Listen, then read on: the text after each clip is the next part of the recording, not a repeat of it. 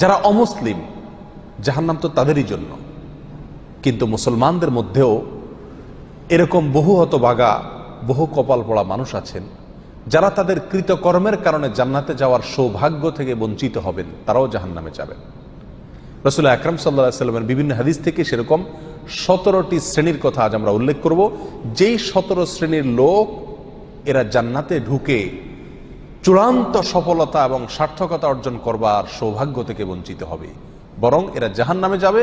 এরপরে তাদের সেখানে শাস্তি হওয়ার পরে কোনো কালে আল্লাহ সুবহানাহু ওয়া তাআলার দয়া হলে তখন তারা জান্নাতে আসবে। তাহলে মুসলিম হয়েও যে সমস্ত লোকেরা জান্নাতে যাওয়ার সৌভাগ্য অর্জন করবে না, এই সৌভাগ্য থেকে বঞ্চিত হবে, সেই হতভাগা লোকদের ভিতরে 1 নম্বর হলেন অবৈধভাবে হারাম পথে উপার্জন করে যে ব্যক্তি দেহ গঠন করেছে, ওই দেহ জান্নাতে প্রবেশ করবে না। ওই দেহের জন্য জান্নাত হারাম, নো এন্ট্রি। সে যতই ভালো কাজ করুক না কেন, তার দেহ যদি হারাম খাদ্য দিয়ে তৈরি হয়, তাহলে সেই দেহ জান্নাতে প্রবেশ করবে না। এ বিষয়ে নবী আলাইহিস সালামের বহু হাদিস রয়েছে। নাম্বার 2, আত্মীয়তার সম্পর্ক ছিন্নকারী ব্যক্তি যেই কোনো অজুহাতেই হোক না কেন, নিজের ভাইয়ের সাথে, নিজের বোনের সাথে, মায়ের সাথে, বাবার সাথে, ফুফুর সাথে, চাচার সাথে, মামুর সাথে, খালার সাথে, চাচাতো ভাই বোনের সাথে, ফুফুর সাথে সংশ্লিষ্ট যারা আছে তাদের সাথে, এক কথায় রক্ত সম্পর্কীয় যত আত্মীয় আছে তাদের সাথে, এবং কি শ্বশুরবাড়ির লোকজন আছে, কোনো যুক্তিসঙ্গত কারণ ছাড়া তাদের সাথে আপনি সম্পর্ক ছিন্ন করলেন। আত্মীয়র সাথে সম্পর্ক যে ব্যক্তি ছিন্ন করে, এই ব্যক্তির জন্য জান্নাতে প্রবেশের সুযোগ নাই। নবী আলাইহিস সালাম বলেছেন, লা ইয়াদখুলুল জান্নাতা কাতি'। যে ব্যক্তি আত্মীয়তার সম্পর্ককে ছিন্ন করে ফেলে, কোনো সম্পর্ক রাখে না, কথাবার্তা বন্ধ করে দেয়, উঠা বসা বন্ধ করে দেয়, এই ব্যক্তি জান্নাতে প্রবেশ করবে না। আপনার জান্নাতে যাওয়ার স্বার্থেই আপনাকে রক্ত সম্পর্ক আত্মীয়দের সাথে কি করতে হবে? সম্পর্কটাকে রক্ষা করে রাখতে হবে। তৃতীয়ত, মুসলিম হয়েও যে ব্যক্তি জান্নাতে প্রবেশ করতে পারবে না ভাই, তিনি হলেন ওই ব্যক্তি যে তার প্রতিবেশীকে কষ্ট দেয়। পাশের জমিনওয়ালার আইল ঠেলাঠেলি করে, পাশের বাড়ির লোকের ছাদের উপরে ময়লা ফেলে, জোরে সাউন্ড দিয়ে গান শুনে পাশের প্রতিবেশীর কষ্ট হয়। এক কথায় প্রতিবেশীকে যারা কষ্ট দেয়, এই লোকগুলো জান্নাতে যাবে না। এ বিষয়ে সহিহ মুসলিমের ভিতরে সুস্পষ্ট হাদিস রয়েছে, যে হাদিসের আলোকে জানা যাচ্ছে যে যে ব্যক্তি তার প্রতিবেশীকে কষ্ট দেয়, সে জান্নাতে প্রবেশ করতে পারবে না। অতএব আমার আশেপাশে যারা বসবাস করবে, প্রতিবেশী যারা থাকবেন, তাদের সাথে সম্পর্ক ভালো রাখার চেষ্টা করতে হবে। সম্পর্ক ভালো রাখতে পারেন আর না পারেন, অন্তত আপনার কোনো আচরণ দ্বারায়, আপনার কোনো কাজ দ্বারা যেন তাদের কোনো কষ্ট না হয়। নাম্বার 4, মা বাবার অবাধ্য সন্তান। যেই সন্তান তার মা বাবার ন্যায্য নির্দেশকে অমান্য করে, লঙ্ঘন করে, পাত্তা দেয় না, মানে না, এই সন্তানের জন্য জান্নাত নিষেধ। সে যত নেকামল করুক, সে যত ভালো কাজ করুক, যত নামাজ কালাম পড়ুক, কপালে দাগ ফেলে দেখ, কোনো ফায়দা নাই, তার জান্নাতে যাওয়ার সুযোগ নাই যদি সে কি করে? মা বাবার নির্দেশকে লঙ্ঘন করে। আল্লাহ এবং তার রাসূলের নির্দেশের পরেই আল্লাহর জমিনে যদি কারণ নির্দেশ মানা জরুরি হয়, বাধ্যতামূলক হয়, তিনি হলেন কে? মা এবং বাবা। যদি তারা আল্লাহর নির্দেশের বাইরে কিছু করতে বলে, অন্যায় করতে বলে, তাহলে সেটা মানা যাবে না। অযৌক্তিক কিছু করতে বললো সেটা মানা যাবে না, কিন্তু যুক্তিসঙ্গত যত নির্দেশ করবে সেটা আপনাকে মানতে হবে। আর যদি সেটা মানা আপনার জন্য অসম্ভব হয়, আপনার সাধ্যের বাইরে কোনো কিছু নির্দেশ করে, তাহলে তো আর আপনার কিছু করার নাই। তবে কোনো অবস্থাতে ব্যবহার খারাপ করা যাবে না। মা বাবার সাথে যারা সম্পর্ক নষ্ট করে, তারা জান্নাতে যেতে পারে না। মুসতাদরাক হাকিমের বিষয়ে হাদিস রয়েছে।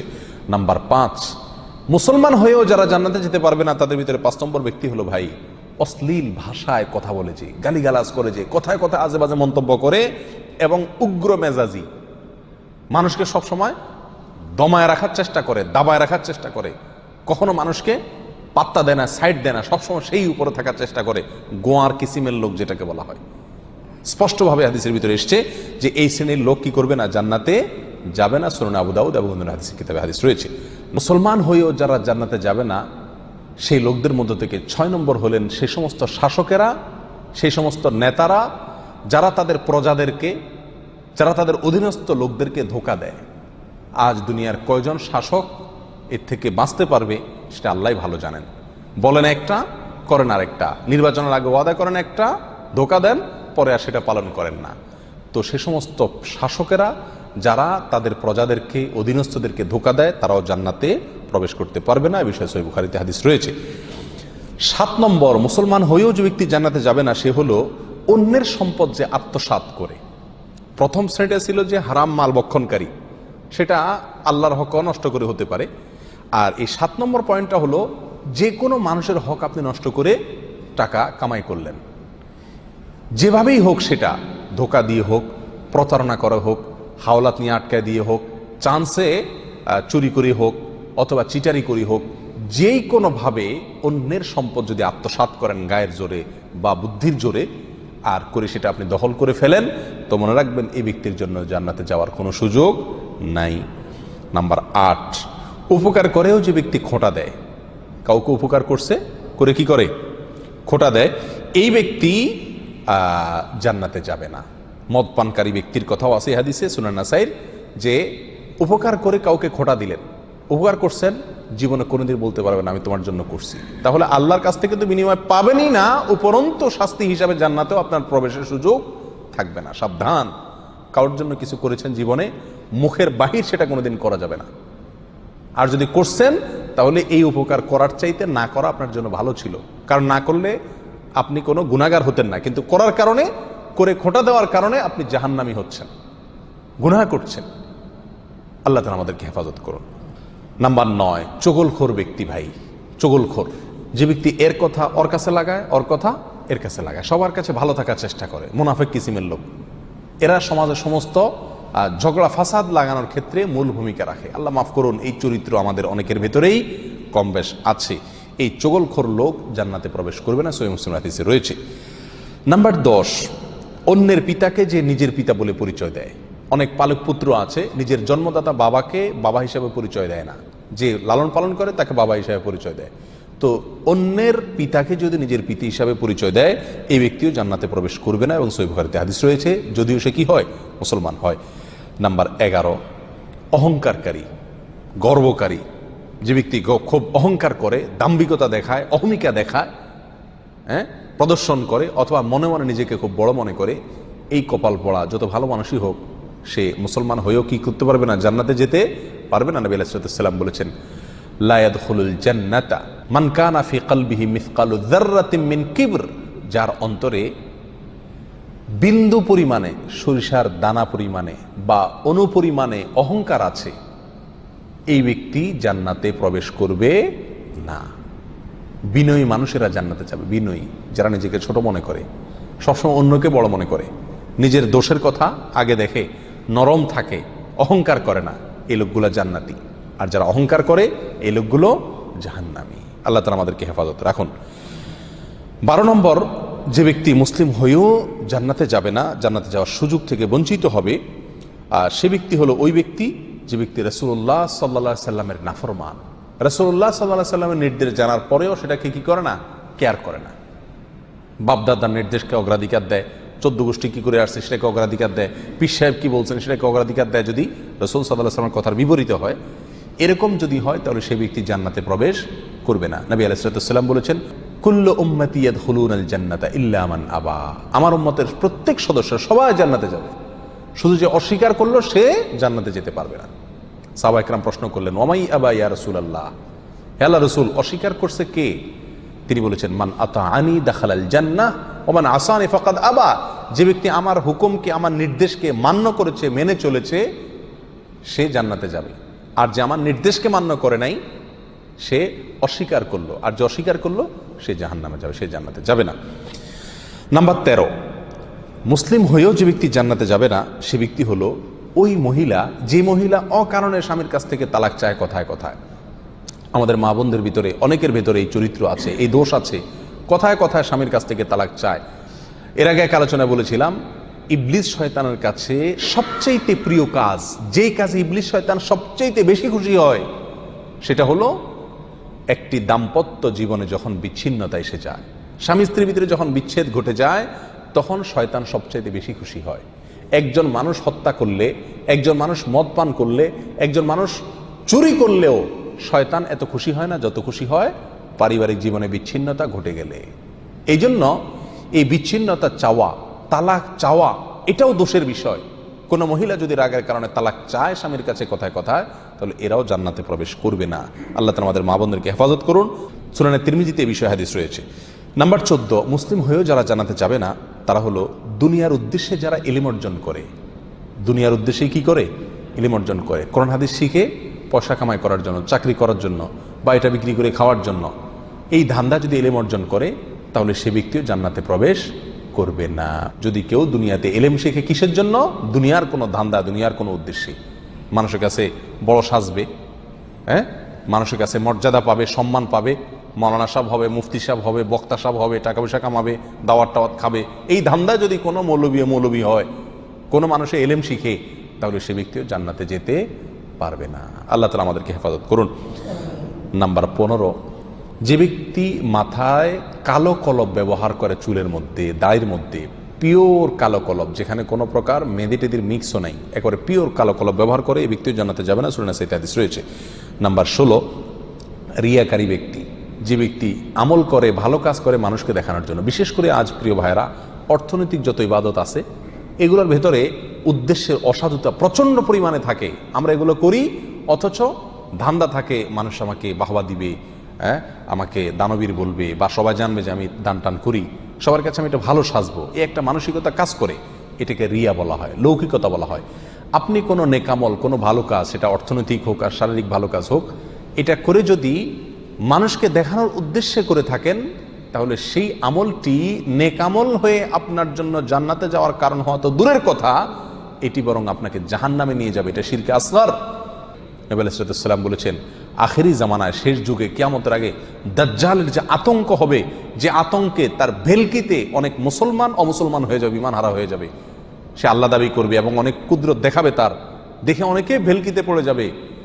সেই সময়ে তোমাদের জন্য ঈমানের উপরে টিকে থাকা যত কঠিন হবে, সেই সিচুয়েশনে তোমরা যে বিপদে পড়বে, সেটাকে আমি যতটা ভয় পাই, তার চাইতে বেশি ভয় পাই তোমাদের জন্য এই শিরকে আসগরকে। অর্থাৎ এমন এক সময় আসবে যখন যত আমল করবে মানুষ, সবগুলোই মানুষকে দেখানোর জন্য করবে, আল্লাহকে খুশি করার জন্য কোনো আমল খুঁজে পাওয়া কঠিন হয়ে যাবে।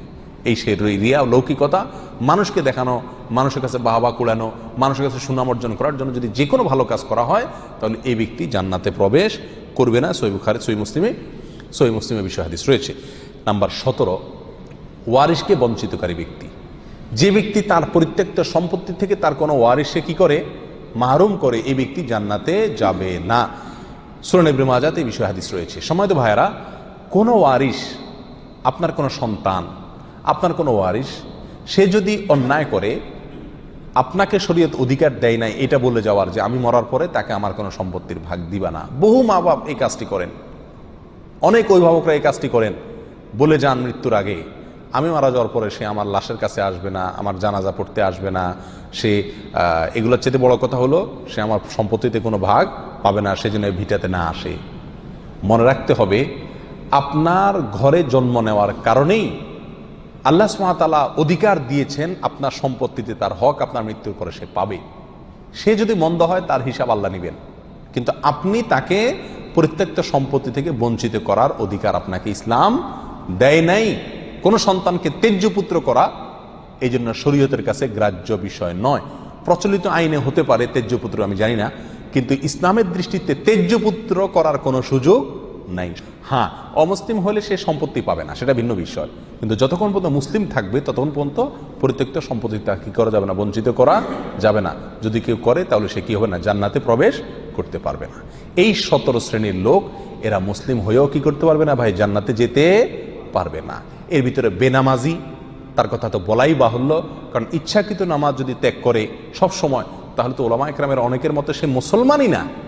আমরা এখানে বলেছি যে মুসলমান 5 ওয়াক্ত নামাজ কালাম পড়ে এরপরেও জাহান্নামে যাবে যারা, তারা হলো 17 শ্রেণীর লোক। আমরা এক নজরে আবারও বলে দিচ্ছি, হারাম খাদ্য যে গ্রহণ করে, 1, 2 আত্মীয়তার সম্পর্ক ছিন্ন করে যে, নাম্বার 3 প্রতিবেশীকে যে কষ্ট দেয়, নাম্বার 4 মা বাবার অবাধ্য সন্তান, মা বাবার কথা শোনে না সে, নাম্বার 5 উগ্র মেজাজি, তেড়া, গোয়ার, সবাইকে দমায় রাখে, এই টাইপের লোক। নাম্বার 6 অধীনস্থদেরকে, প্রজাদেরকে, যে সমস্ত শাসকেরা, যে সমস্ত রাজারা, যে সমস্ত রাষ্ট্রপ্রধানেরা, সরকার প্রধানেরা বা যে যে লেভেলে আছে, সে তার প্রজাদেরকে ধোঁকা দেয় যে তারা।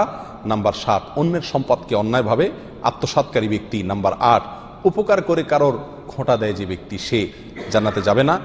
নাম্বার 9, চগলখোর ব্যক্তি জান্নাতে যাবে না, মানুষের পিছনে কথা লাগায় বেড়ায় একজনের আরেকজনের কাছে। নাম্বার 10, অন্যকে নিজের পিতা হিসাবে, নিজের বাবাকে না বলে পরিচয় না দিয়ে অন্যকে নিজের বাবা হিসাবে, পিতা হিসাবে পরিচয় দেয় যে ব্যক্তি, সে। নাম্বার 11, গর্ব এবং অহংকার করে যে ব্যক্তি, যার মনের ভিতরে অহংকার আছে, সেই জান্নাতে প্রবেশ করবে না। নাম্বার 12, রাসূলুল্লাহ সাল্লাল্লাহু আলাইহি সাল্লামকে যে ব্যক্তি ফলো করে না, তার নির্দেশকে মান্য করে না, সেই ব্যক্তি। নাম্বার 13, অকারণে তালাক কামনা করে, তালাক চায় যে মহিলা, সেই মহিলা। নাম্বার 14, দুনিয়াবি উদ্দেশ্যে যারা এলেম শিখে, কোরআন হাদিস শিখে, এলেম অর্জন করে, আলেম হয় দুনিয়াবি উদ্দেশ্যে, দুনিয়ার কোনো ধান্দায়, আল্লাহকে খুশি করা ছাড়া অন্য কোনো ধান্দায়, তারা। নাম্বার 15, চুলে বা দাড়িতে কোনো জায়গায় কালো কলব, পিওর কালো কলব ব্যবহার করে যারা, তারা। এবং নাম্বার 16, যে কোনো ভালো কাজ করে সেখানে মানুষকে দেখানো, এটা ফলাও করা, প্রচার করা, এই উদ্দেশ্য থাকে যাদের, তারা। নাম্বার 17, ওয়ারিশকে বঞ্চিত করে তার হক থেকে, এরকম অভিভাবক। এই শ্রেণীর লোকেরা মুসলমান হয়েও জান্নাতি হতে পারবে না। আল্লাহ তাআলা আমাদের সবাইকে এই দুর্ভাগাদের তালিকা থেকে আমাদের নামগুলোকে বের করে আনার তৌফিক দান করুন।